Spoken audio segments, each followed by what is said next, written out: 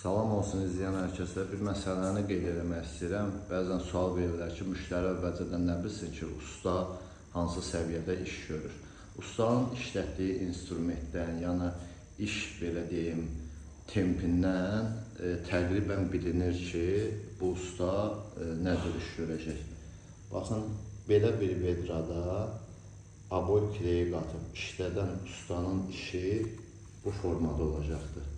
Bu aboydan mən də vurmuşam, bir çox yoldaşlar da vurub. Normal aboydur, üst-üstə qoyulub kəsilməyinə ehtiyac yoxdur. Podqonka tutulub, normal qaydada vurulur. Amma nəyə görəsə, burada usta üst-üstə qoyub kəsib və stikləri o qədər sürtüb ki, baxın belə stiklər bozarır və kireyi də zəif olub, bəzi yerlərdən artıq aboy qopur.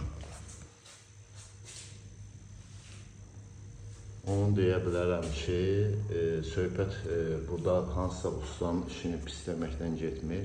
Onu deyə bilərəm ki, Allah Teala hamının ruzusunu versin və heç kim bacarmadığı işi, yəni işləmək məcburiyyətində qalmasın.